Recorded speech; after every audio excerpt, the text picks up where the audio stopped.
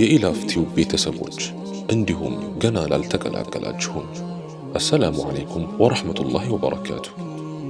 ለዲናችን ትንሽም ቢሆን እንስጥ ዋጋ። የሚጠቅም ኢልም ከመሸመት አንዘናጋ። እንማማር፣ ጥሩ ትምህርት እንቅሰም፣ ለመልካም ተግባር እንሽቀዳደም፣ ለእውቀት እንጓዝ ብዙ ርቀት። ቢስሚላህ ነብዳ።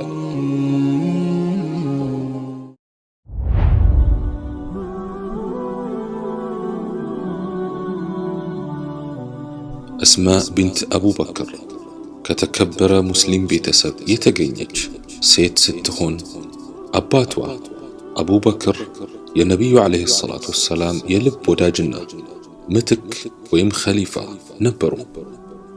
እህቷ ዓኢሻ ረዲየላሁ ዐንሃ የነቢዩ ዓለይሂ ሰላቱ ወሰላም ሚስትና ከኡመል ሙእሚኒን ወይም የምእመናን እናት አንዷ ነበረች።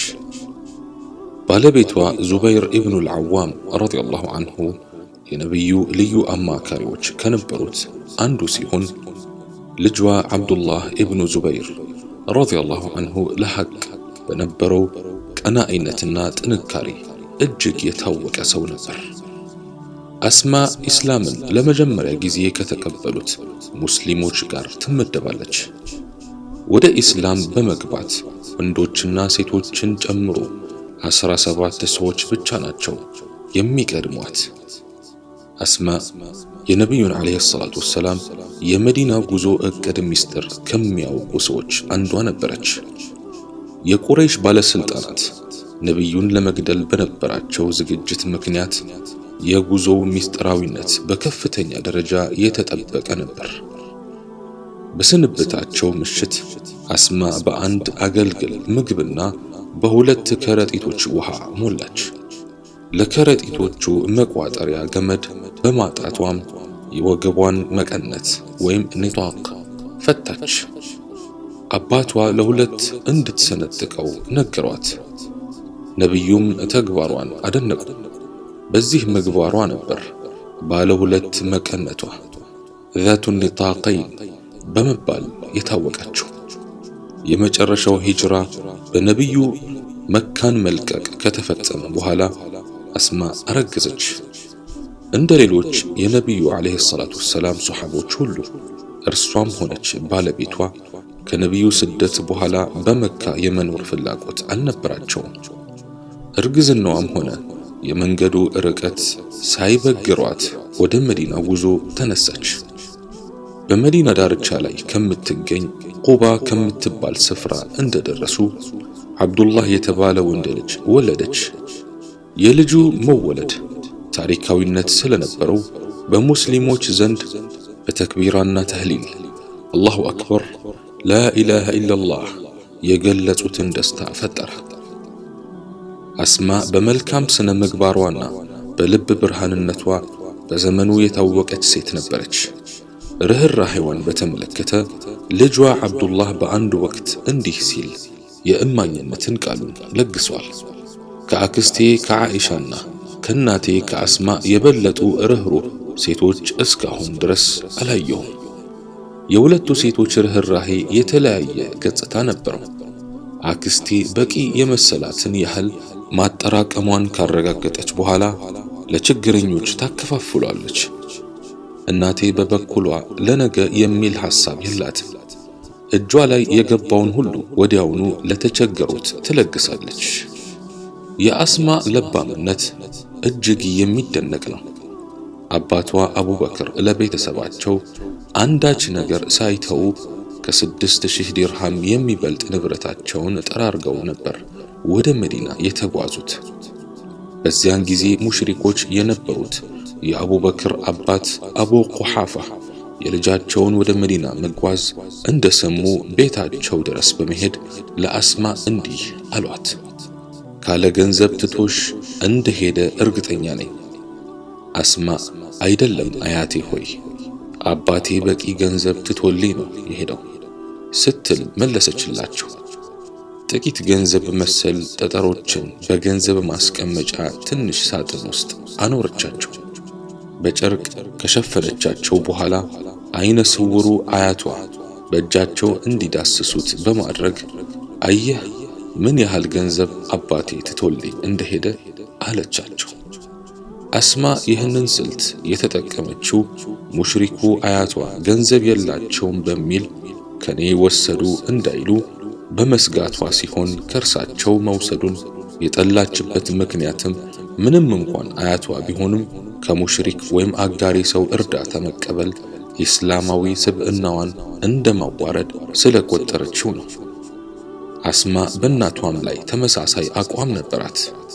ክብሯንና ኢማኗን ለድርድር የማቅረብ ዝንባሌ በጭራሽ አልታየባትም።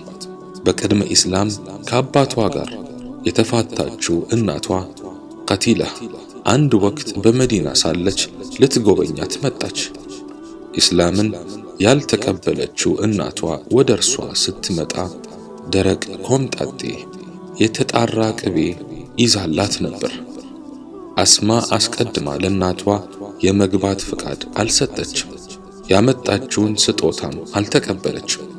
አንድ ሰው ወደ ዓኢሻ በመላክ መውሰድ ስለሚገባት እርምጃ ከነቢዩ ዓለይሂ ሰላቱ ወሰላም ጠይቆ እንዲመጣ አደረገች። ነቢዩም እናቷን ወደ ቤቷ እንድታስገባ ስጦታዋንም እንድትቀበል አዘዟት። በዚህን ጊዜም የሚከተለው የቁርአን አንቀጽ ተደነገገ። ከነዚያ በሃይማኖት ካልተጋደሏችሁ ከሀገሮቻችሁ ካላወጧችሁ ከሃዲዎች መልካም ብትውሉላቸውና ወደ እነርሱ ብታስተካክሉ አላህ አይከለክላችሁም። አላህ ትክክለኞችን ይወዳልና። አላህ የሚከለክላችሁ ከነዚያ በሃይማኖት ከተጋደሏችሁ ከቤቶቻችሁም ካወጧችሁ እናንተንም በማውጣት ላይ ከረዱት ከሃዲዎች እንዳትወዳጇቸው ብቻ ነው። ሱረቱል ሙምተሒና አንቀጽ 8-9። ለአስማእም ሆነ ለበርካታ ሙስሊሞች የመጀመሪያው የመዲና ኑሮ ቀላል አልነበረም። ባሏ ችግረኛ ነበር። ቀደም ሲል ከገዛው ፈረስ በስተቀር አንዳችም ሀብት አልነበረው። ያንን ጊዜ አስማ እንደሚከተለው ትገልጿለች። ለፈረሱ ድርቆሽና ውሃ ከሰጠው በኋላ የሰውነቱንም ጽዳት እጠብቅለታለሁ። ዱቄት ፈጭቼም እጋግራለሁ። ግና ጋግሬውም የተዋጣ ስለማይሆንልኝ ብዙውን ጊዜ የአንሷር ሴቶች ይጋግሩልኛል። በጣም ጥሩ ሴቶች ነበሩ። ነቢዩ ዓለይሂ ሰላቱ ወሰላም ለዙበይር እንዲያርሰው ከወሰኑለት መሬት ላይም እህል በራሴ ተሸክሜ አመጣለሁ። ይህ የእርሻ ቦታ ከከተማ ወደ 3 ፈርዘኽ ወይም 8 ኪሎ ሜትር ያህል ይርቃል። አስማ ረዲየላሁ ዐንሃ እጅግ ጥንቁቅና ታታሪ ሴት ነበረች። ችግራቸው ቀስ በቀስ እስኪወገድላቸው ድረስም ከባሏ ጋር ጠንክረው ሰሩ። ዙበይር ረዲየላሁ ዐንሁ ቀስ በቀስ ከሶሐቦች ሁሉ እጅግ የታወቀ ባለጸጋ ሆነ። ሀብት ማግኘታቸው አስማእን ቀጥ ያጣ ኑሮ እንድትከተል አላደረጋትም። እንደ ወትሮዋ ሁሉ በኢማኗ ላይ የጸናች ሴት ነበረች። አንድ ወቅት ልጇ አልሙንዚር ዋጋው ውድ ከሆነ ክር የተሰራ ድንቅ ቀሚስ ከኢራቅ ላከላት። በጊዜው አይነ ስውር የነበረችው አስማ ቀሚሱን ዳብሳ ድንቅነቱን በተረዳች ጊዜ ከፍተኛ ሐዘን ተሰማት። ለመልእክተኛውም ይህ ለኔ የሚገባ አይደለምና ወደ እርሱ መልስለት ስትል አዘዘችው። አልሙንዚር በሁኔታው ተበሳጭቶ እማማ ሰውነትን የሚያሳይ ቀሚስ አይደለም ሲል ገለጸላት። እርሷም በቁጣ የሰውነትን ገጽታ የማያሳይ ሊሆን ይችላል፣ ነገር ግን ጠባብ ስለሆነ የሰውነትን ቅርጽ ያሳያል ስትል መለሰችለት። አልሙንዚር የእናቱን አለመስማማት እንዳረጋገጠ ከእርሷ ፍቃድ ጋር የሚሄድ ሌላ ቀሚስ ገዛላት። የአስማእን የኢማን ጥንካሬ የሚያሳየው ከላይ የጠቀስነው ገጠመኟ በቀላሉ ሊረሳ ይችል ይሆናል። ነገር ግን ከልጇ ከአብዱላህ ጋር ለመጨረሻ ጊዜ በተገናኙበት ወቅት ያሳየችው ትልቅ አስተዋይነት፣ ታጋሽነትና የኢማን ጥንካሬ ከቀደምት ሙስሊሞች ታሪክ ውስጥ የሚዘነጉ አይደሉም። ከየዚድ ኢብኑ ሙዓዊያ ሞት በኋላ የኸሊፋውን ቢሮ የመራው አብዱላህ ነበር።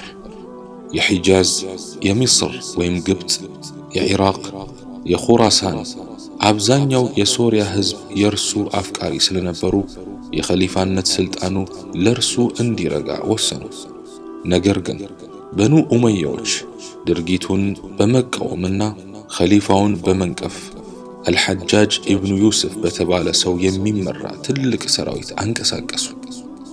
በሁለቱም ወገኖች መካከል ጠንካራ ውጊያ ተደረገ። በዚህም ፍልሚያ አብዱላህ ኢብኑ ዙበይር ብዙ የጀግንነት ተግባራትን አሳየ። ነገር ግን አብዛኞቹ አጋሮቹ የጦርነቱን ፈታኝነት መቋቋም ስለተሳናቸው ጥለውት ሸሹ። በመጨረሻ እሱም ውጊያውን ትቶ መካ በሚገኘው ቅዱስ መስጊድ ለጥገኝነት ገባ። በዚያን ጊዜ ነበር እርጅና ተጭኗት አይነ ስውር የሆነች እናቱን ለመጎብኘት ወደ አስማ ዘንድ ሄደው። ከዚያም እንደደረሰ እማማ የአላህ ሰላም ርህራሄና በረከት ባንቺ ላይ ይሁን፣ አሰላሙ አለይኩም ወራህመቱላሂ ወበረካቱ አላት። እርሷም በአንተም ላይ ሰላም ይሁን ወዓለይኩም ሰላም አብዱላህ ስትል መለሰችለት። የሐጃጅ ጦር ሐረም በሚገኘው ሰራዊትህ ላይ መዓት በሚያዘንብበትና የመካ ቤቶች በሚንቀጠቀጡበት በዚህ ቀውጢ ሰዓት ወደዚህ ምን አመጣ ስትልም ጠየቀችው። እርሱም ምክርሽን ፍለጋ መጣው ኡማ ወይም እማዬ በማለት ለጥያቄዋ ምላሽ ሰጠ። እርሷም በመደነቅ የኔ ምክር ፍለጋ ስለምንድነው የምመክርህ አብዱላህ በማለት ጠየቀችው። ከጎኔ ተሰልፎ የነበረው ህዝብ አብዛኛው ሐጃጅን በመፍራት ወይም በሚሰጠው ወሮታ በመጭበርበር ጥሎኝ ሸሸ። ልጆቼና መላ ቤተሰቤ እንኳን ከኔ ተገለሉ። አብሮኝ የቀሩት በጣም ትንሽ ሰዎች ሲሆኑ እነርሱም ምንም ያህል ጠንካራና ቆራጥ ቢሆኑም የጠላትን ኃይል ሊቋቋሙ የሚችሉት ለአንድ ሰዓት ግፋ ቢል ለሁለት ሰዓት ያህል ነው። በኑ ኡመያዎች ከኔ ጋር ለመደራደር መልእክተኞቻቸውን ልከዋል። የምሻውን ዓለማዊ ጸጋ ሁሉ ሊሰጡኝ ፈቃደኛ መሆናቸውንም ገልጸውልኛል። ነገር ግን ለዚህ ውለታቸው ጦሬን ላስቀምጥና ከአብዱል መሊክ ኢብኑ መርዋን ጋር የትብብር ቃል እንድገባ መስማማት አለብኝ። ታዲያ ስለዚህ ጉዳይ ምን ታስቢያለሽ? ድምጿን ከፍ በማድረግ አብዱላህ ይህ የአንተ ጉዳይ ነው። ማንነትህን ጠንቅቀህ የምታውቅ ሰው ነህ። ትክክለኛና ለእውነት የቆምኩ ነኝ ብለህ ካሰብክ በባንዲራህ ስር በቆራጥነት ውጊያህን ቀጥል። ይህን ትተህ አዱንያን ከመረጥክም ምንኛ አሳዛኝ ሰው ነህ። ራስህንም ሆነ ሰዎችህን እንደምታጠፋ ልብ በል ስትል ምክሯን ለገሰችው። ግን እማዬ እንደዚያ ካደረኩ ዛሬ ሟች ነኝ፣ ምንም ጥርጥር የለውም። ለሐጃጅ በፈቃደኝነት እጅህን ሰጥተህ የበኑ ኡመያ አጫፋሪዎች መጫወቻ ከምትሆን የጀግንነት ሞት ላንተ እጅጉን በላጭ ነው። ሞቴን አልፈራሁም፣ የኔ ፍርሃት ስጋዬን ይበጣጥቁታል ብዬ ነው። የሰው ልጅ ከሞቱ በኋላ በአካሉ ላይ ስለሚፈጸመው ድርጊት ምንም የሚያስፈራው ነገር የለም። የቆዳው መገፈፍ ምንም የሚያመጣው ህመም አይኖርም አለችው። አብዱላህ ልክ የሚያጠነክረውን የእናቱን ምክር እንደሰማ የሚከተለውን እየተናገረ ፊቱን አንጸባረቀ። ምንኛ የተባረክሽ እናት ነሽ! መልካሙ ባህሪሽ የተባረከ ይሁን። በዚህ ቀውጢ ሰዓት ወዳንቺ የመጣሁት በጆሮዬ ያንቆረቆርሽውን ምክር ለመስማት ነበር። እንዳልደከምኩና ተስፋ እንዳልቆረጥኩ አላህ ያውቅልኛል። ለዱንያ ፍቅር እንዳልተሰለፍኩም በኔ ላይ ምስክሬ ነው። ገደብ የለሽ ቁጣዬ የአላህ ሕግ በመጣሱ ነው። እናቴ አንቺስ ደስ ወደሚያሰኝሽ ለመሄድ እነሆ ዝግጁ ነኝ። ብሞት አትዘኝብኝ፣ በጸሎትሽ ብቻ አስታውሺኝ። ቆራጧ አሮጊት አስማ ልጄ የማዝንብህ ለማይረባ ዓላማ ተሰልፈህ ብትሞት ነው አለችው። እርግጠኛ ሆኝ እማዬ፣ ልጅሽ ህገወጥ ዓላማን አልደገፈም፣ ጸያፍ የሆነ ተግባርንም አልከወነም፣ ሙስሊሞችንም ሆነ ሙስሊም ያልሆኑ ዜጎችን ፍትህ አላጓደለም። ለርሱ ከኃያሉ ጌታ ውዴታ የበለጠ አንዳችም ነገር የለም። ይህን ያልኩት ንጽህናዬን በመግለጥ ለመመጻደቅ ሳይሆን ልብሽን ለማጠናከር ብቻ እንደተናገርኩ አላህ ያውቅልኛል አላት። አላህ ሱብሓነሁ ወተዓላ ለሚወደውና እኔም የምመኝልህን እንድትፈጽም ስለረዳህ ምስጋና ይገባው። ና ልጄ፣ ግንኙነታችንን የመጨረሻ ሊሆን ይችላልና እስኪ ሰውነትህን ላሽትተው ልዳሰው አለችውና ከፊቷ ተንበረከከ። ወደ እርሷ አስጠጋችው። አንገቱን ፊቱንና ራሱን በእናትነት ስሜት ተውጣ እየደባበሰች ሳመችው። ጣቶቿ ሰውነቱን መጭመቃቸውን ቀጠሉ። በድንገት እጇን ከሰውነቱ አላቃ ይህ የለበስከው ምንድነው አለችው። የጦር ልብስ ነው አላት። ይህ ሰማዕትነትን የሚከጅል ሰው የሚለብሰው ልብስ አይደለም፣ አውልቀው። እንቅስቃሴህን ይበልጥ ቀላልና ቀልጣፋ ያደርግልሃል። በዚህ ምትክ ሱሪ ልበስ፣ ብትገደልም ሐፍረተ ስጋህ አይጋለጥም አለችው። አብዱላህ የጦር ልብሱን አውልቆ ሱሪ አጠለቀ። ፍልሚያውም ለመቀላቀል ሐረምን ሲለቅ እናቴ ሆይ ዱዓሽ አይለይ አላት። እጇን ወደ ሰማይ ዘርግታ ዱዓ አደረገች። ጌታዬ ሆይ ለአባቱና ለእናቱ የእርሱን መልካም ሰሪነት ባርክላቸው። እርሱን ላንተ ጉዳይ አበርክቻለሁ። ለእርሱ የወሰንክለት ነገር ያስደስተኛል። ለኔም ጽኑና ታጋሽ የሆኑ ሰዎችን ምንዳ ለግሰኝ። ፀሐይ ስትጠልቅ አብዱላህ ለዘላለም አሸልቦ ነበር። ልክ ከ10 ቀናት በኋላ እናቱን ተከተለችው።